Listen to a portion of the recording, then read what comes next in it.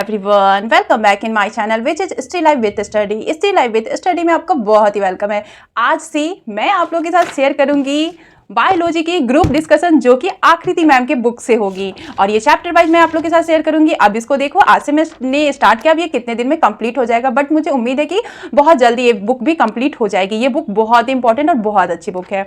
Second, मैं आपको आज ज्योग्राफी का क्लास करूंगी और थर्ड में मैं करेंट अफेयर है, ये सब डिस्कस करने वाली हूँ। आज मॉडर्न हिस्ट्री नहीं होगी क्योंकि मेरी बाबू का तबीयत नहीं ठीक है, तो मैंने मॉडर्न हिस्ट्री अच्छे से पढ़ाई नहीं की है, तो फिर मैं आप लोग के साथ वो चीज़ डिस्कस नहीं कर सकती। और एक और बात है, आप लोग से एक रिक्वेस्ट है कि जो टेलीग्राम पे न्यू जो ऐड हो रहे हैं ना, तो उनको मैं पुरानी, अब मान लो कि आप आज ऐड हो रहे हो और 10 दिन पहले की क्लास की वीडियो ना उनके साथ शेयर नहीं कर पाऊंगी। PDF वो शेयर करना मेरे लिए बहुत मुश्किल हो रहा था, तो इसीलिए मैं अब सोच रही हूँ ना कि आप लोग, मैं स्लो में ही जो भी ग्रुप डिस्कस करूँगी वो मैं स्लो में करूँगी, और जो ये एंड में ना, मैं एंड में या फिर मिड में मैं इसके ना पिक डाल दूंगी, या फिर ऐसे भी अगर अब मैं ये करूंगी तो आप लोग को तो वो दिख ही जाएगा क्लास, जैसे ऐसे मैं पढ़ा रही हूँ, ग्रुप डिस्कस कर रही हूँ, तो ऐसे तो आप लोग को दिख रहा है, तो आप लोग वैसे भी नोट डाउन कर लेना, क्योंकि ना वो नोट्स ना शेयर करना पॉसिबल नहीं हो रहा है मेरे से। जितना पॉसिबल होता है मैं उतना मैं ट्राई की हूँ, ऐसा नहीं है कि मैं नहीं ट्राई की हूँ। जो भी मेरे से ग्रुप में जुड़ रहे थे मैं सबको नोट्स दे ही रही थी, बट वो पॉसिबल हो नहीं पा रहा है क्योंकि बाबू का भी तबियत खराब है, पूजा का भी अभी समय है, और फिर अब आने वाले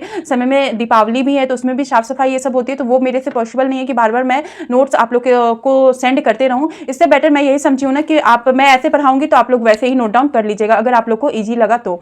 चलो स्टार्ट करते हैं। सबसे पहले मैं करंट से स्टार्ट करती हूँ, और चैनल पे अगर फर्स्ट टाइम विजिट कर रहे हैं तो चैनल को make sure like subscribe share कर दीजिएगा। तो 4 अक्टूबर की करंट अफेयर है। फर्स्ट है इसका, इटली ने मध्य पूर्व संकट पर चर्चा के लिए G7 सम्मेलन का किया आयोजन। G7 सम्मेलन का किसने आयोजन किया? तो इटली ने। इजराइल ने संयुक्त राष्ट्र महासचिव एंटोनियो गुटेरेश का अपने देश में प्रवेश करने पर लगाया प्रतिबंध। UAE के दुबई में विश्व हरित अर्थव्यवस्था मंच का हुआ आयोजन। असम जनजाति के पारंपरिक खाद्य पदार्थ और चावल से बनी बियर की किस्मों को मिला GI टैग। तो असम में किसको GI टैग मिला है? जो भी खाद्य पदार्थ है ना, जैसे चावल से बनी बियर हुआ, और फिर वहाँ का पारंपरिक जो भी खाद्य पदार्थ है उसको मिला है GI टैग। असम में के जनजाति का जो पारंपरिक खाद्य पदार्थ है और चावल है, इस दोनों को मिला है GI टैग। बिहार के पटना में महात्मा गांधी के 155वीं जयंती पर बापू टावर का हुआ उद्घाटन। बापू टावर का उद्घाटन कब हुआ, कहाँ हुआ है? तो बिहार के पटना में हुआ है। और कौन सी जयंती पे? तो 155वीं। और प्रधानमंत्री नरेंद्र मोदी ने झारखंड में प्रारंभ की धरती आबा जनजातीय ग्राम उत्कर्ष अभियान। कौन सा अभियान है? तो धरती आबा जनजातीय ग्राम उत्कर्ष अभियान। ये सबको याद कर लीजिएगा, बहुत ही इंपॉर्टेंट है। और इसके बाद है, अंधे लोगों को दृष्टि बहाल करने के लिए दुनिया की पहली बायोपिक आंख की गई विकसित। तुर्की में 8200 साल के दुनिया के सबसे पुराने आई लाइनर की हुई खोज। आई लाइनर नहीं होगा, आईलैंड होगा। RBI ने मौद्रिक नीति समिति में 3 नए सदस्यों को किया नियुक्त। वर्ष 2024 के आखिरी सूर्य ग्रहण पर देखी गई रिंग ऑफ फायर। ये बहुत इंपॉर्टेंट है, ring of fire. Ring of fire कब देखी गई? तो 2024 के आखिरी सूर्य ग्रहण के दिन। ये मंजिलें भी बड़ी जिद्दी होती है, हासिल कहाँ? नसीब से होती है, मगर वहाँ तूफान भी हार जाते हैं जहाँ कश्तियाँ जिद पर होती है। तो ये 10 करेंट अफेयर है, इसको आप लोग अच्छे से नोट डाउन करके और इसको रिवाइज कर लीजिएगा। मैं यहाँ पे आपको दिखा देती हूँ, इसको पॉज करके ना आप लोग नोट डाउन कर लीजिएगा। अच्छे से देखो, दिखा देती हूँ। वीडियो को पॉज करके कीजिएगा ना तो ये सब कुछ अच्छे से नोट डाउन हो जाएगा।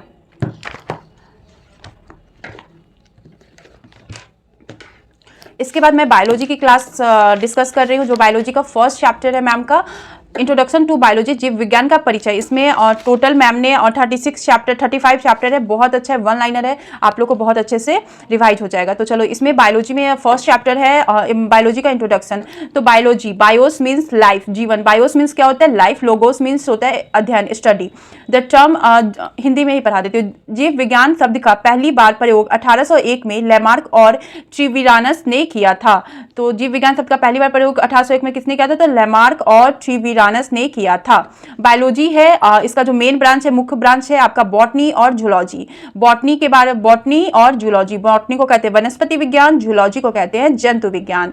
एरिस्टोटल अरस्तु, उनको क्या है, वो फादर ऑफ बायोलॉजी है। फादर ऑफ बायोलॉजी कौन है, तो अरस्तु है, उनको एरिस्टोटल है, उनको हिंदी में अरस्तु कहते हैं। फादर ऑफ जूलॉजी, जंतु शास्त्र के जनक है। फादर ऑफ जूलॉजी, जो अरस्तु है फादर ऑफ जूलॉजी है। फादर ऑफ एम्ब्रियोलॉजी है, और father of biology, father of zoology, father of embryology. और इन्होंने एक बुक लिखा था, उसका नाम है हिस्टोरिया एनिमेलिया नामक पुस्तक लिखे थे। इसका ना शॉर्ट नोट्स आप लोग बना लेना यहाँ पे वीडियो को पॉज करके। फिर है थियोफ्रेटस। थियोफ्रेटस जो आपके है वो फादर ऑफ, थियोफ्रेटस अरस्तु का एक छात्र था। ये जो अरस्तु है ना, इनका ही एक स्टूडेंट थे थियोफ्रेटस, और थियोफ्रेटस को कहते हैं फादर ऑफ बॉटनी, वनस्पति विज्ञान के जनक। और इन्होंने बुक लिखी थी हिस्टोरिया प्लांटरम नामक पुस्तक लिखी थी। इन्होंने जो बुक लिखी थी हिस्टोरिया एनिमिलियम नामक, और इन्होंने जो बुक लिखी थी हिस्टोरिया प्लांटरम नामक बुक लिखी थी। कैरेक्टरिस्टिक्स ऑफ लिविंग, सजीव की विशेषता क्या क्या होती है, तो पहला होता है वृद्धि, दूसरा होता है प्रजनन, तीसरा होता है आपका मेटाबॉलिज्म, चयापचय, और तीसरा होता है सजगता। इसके बाद आज मैं यहीं तक करूंगी, कल इसको कंप्लीट करूंगी क्योंकि ये ना कुछ ज़्यादा ही है, इसको डीप में थोड़ा सा डिस्कस करना पड़ेगा। ग्रोथ के बारे में है, तो ग्रोथ है क्या, जीवित जीव आंतरिक वृद्धि दिखाते हैं। जो भी जीव जीवित होते हैं ना, वो अपने आप में अंदर से जो है वो वृद्धि दिखाते हैं। जैसे कि पेड़ है तो वो भी आपको वृद्धि दिखाएगा, जो छोटा सा पेड़ रोप दोगे वो बड़ा वृक्ष बन जाएगा, तो उसमें भी आंतरिक वृद्धि दिखती है, जो भी लिविंग बींग्स है। उसके बाद नॉन लिविंग बींग्स, जैसे कि आपका पर्वत है, जैसी निर्जीव वस्तुएं भी बढ़ती है लेकिन वे बाहरी वृद्धि दर्शाती है। पर्वत है, पहाड़ है, ये सब के वो भी बढ़ती है, लेकिन बाहर से ना हमें देखने से पता चलता है, ये नहीं ना कि उसके अंदर में कुछ भी फंक्शन होते रहते हैं, ऐसा नहीं है। और growth it happens by cell division, और ग्रोथ कैसे होता है, यह कोशिका विभाजन के द्वारा होता है। किसी भी चीज में ग्रोथ जो होता है ना, जो भी लिविंग थिंग है उनमें ग्रोथ होगा सेल डिवीजन के द्वारा ही। और वृद्धि की वजह से कोशिकाओं का आकार एवं संख्या दोनों बढ़ते हैं, और ग्रोथ के कारण ही कोशिकाओं का आकार भी बढ़ता है और उसका संख्या भी बढ़ता है। और ये प्लांट्स एनिमल से ये वाला ना कल मैं आपको डिस्कस करूंगी, और उसके बाद जो एमसीक्यू है ना वो मैं आपके साथ डिस्कस कर लूंगी। कल इस चैप्टर को, फर्स्ट चैप्टर को कंप्लीट कर दूंगी। और यहाँ पे आप लोग इसको भी ये कर लो, वीडियो को पॉज करके आप लोग इसको नोट डाउन कर लेना, नोट्स बना लेना। नोट्स बनाना ना बहुत ही अच्छा होगा आपके लिए भी। और ये बुक अगर परचेज करना चाहते हो तो मैं डिस्क्रिप्शन बॉक्स में ना मैं मैम का नंबर डाल दूंगी, आप लोग वहां से परचेज कर लेना। और जिनके जो परचेज नहीं कर पाएंगे उनको मैं ये रिवीजन करवा दूंगी। टाइम तो लगेगा, 1-1.5 महीना लग जाएगा, बट आपको ये रिवीजन हो जाएगा। ये बुक मैं डेली इस बुक से भी ग्रुप डिस्कशन कर लूंगी। और थर्ड में ज्योग्राफी स्टार्ट कर रही हूँ। प्लीज चैनल पे अगर फर्स्ट टाइम विजिट कर रहे हैं ना, तो मेक श्योर चैनल को लाइक सब्सक्राइब शेयर कर दीजिएगा, क्योंकि आपका लाइक सब्सक्राइब शेयर से ना बहुत ज़्यादा मैं मोटिवेट होती हूँ। तो कल मैंने आपका क्लास थर्ड जो है वो डिस्कस कर लिया था पाकिस्तान के बारे में। आज पाकिस्तान का जो विवाद चल रहा था उसमें मैं जो है क्लास 4th है सर का, वो मैं आपके साथ डिस्कस करूंगी। तो पीओके पाक जो है, पीओके क्या है, तो पाक है ऑक्युपाइड कश्मीर। जो भी पाकिस्तान जो कश्मीर वाले हिस्से को ऑक्युपाइड किया है उसको पीओके कहते हैं। पाकिस्तान द्वारा अधिकृत जम्मू कश्मीर का पश्चिमी भाग। पीओके क्या है, तो जम्मू कश्मीर का पश्चिमी भाग है जो कि पाकिस्तान द्वारा ऑक्युपाइड किया गया है। और एलओसी है, पाकिस्तान और इंडिया के बीच जो लाइन होती है ना खींची गई, उसको एलओसी कहते हैं। एलओसी किसको कहते हैं, पाकिस्तान और इंडिया के द्वारा जो लाइन खींची गई है उसको एलओसी कहते हैं। और लाइन ऑफ कंट्रोल, एलओसी का फुल फॉर्म क्या होता है, तो लाइन ऑफ कंट्रोल। एलएसी जो है, एलओसी और एलएसी में ना बहुत ज्यादा कंफ्यूजन होती है। तो एलएसी चाइना और इंडिया के बीच में जो होता है line of actual control, line of control Pakistan और इंडिया, और लाइन ऑफ एक्चुअल कंट्रोल जो है ये आपका चाइना और इंडिया, और इसको अक्साई चीन कहते हैं। एक विवाद है सिंधु जल समझौता, 1960 में हुआ था। इसमें कौन सा हुआ था, सिंधु जल समझौता जो हुआ था वो 1960 ईस्वी में हुआ था। सियाचिन, चौथा है सियाचिन ग्लेशियर। तो काराकोरम सियाचिन ग्लेशियर है कहाँ, तो काराकोरम श्रेणी में परिस्थित है। देखो यहाँ पे ये जो मैप है ना, इसके यहाँ पे इस साइड जो है ऊपर में काराकोरम पर्वत श्रेणी है ना, यहाँ पे ही यहाँ ये सब तो पाकिस्तान वाला एरिया है, तो यहाँ पे ही सियाचिन ग्लेशियर है। सबसे लंबा ग्लेशियर है जिसकी 72 किलोमीटर लंबा है। ये कितना लंबा है, 72 किलोमीटर। और किस नदी से निकलती है, तो नुब्रा नदी से निकलती है। किस नदी से निकलती है, नुब्रा नदी से निकलती है। 1984 में पाकिस्तान ने पर्वतरोहियों को सियाचिन पर भेजा था। और यहाँ पे पता है ये इंडिया का है भाग, लेकिन 1984 में पाकिस्तान ने क्या किया था, पर्वतरोही को इंडिया पर ये सियाचिन ग्लेशियर पर भेजा था। ऑपरेशन मेघदूत भारत में चलाया गया और इसको हटाया गया था। तो ये विवाद हो रहा है सियाचिन ग्लेशियर का।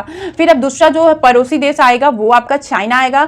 चाइना जो है आपका ये यहाँ लद्दाख है ना, यहाँ से इंडिया का बॉर्डर, यहाँ से ये सारा जो एरिया होता है ये वाला, ये एरिया चाइना कवर किए हुए हैं। चाइना से कौन कौन से ये पड़ोसी देश आपका ये साझा करता है, तो आपका लद्दाख है, लद्दाख के बाद हिमाचल प्रदेश है, हिमाचल प्रदेश के बाद उत्तराखंड है, उत्तराखंड के बाद यहाँ पे आपका सिक्किम आ गया, सिक्किम के बाद यहाँ पे अरुणाचल प्रदेश आ गया। ठीक है, ये वाला जो है ना सिक्किम के बाद यहाँ पे तिब्बत है। तो इंडिया, इसीलिए तिब्बत का जब सर पढ़ाए थे ना, तिब्बत का भी मैं आपको बताऊंगी कि वो बहुत मतलब कि चाइना और तिब्बत में क्या हुआ था, वो भी इसमें डिस्कस है नीचे, तो वो मैं बताऊंगी।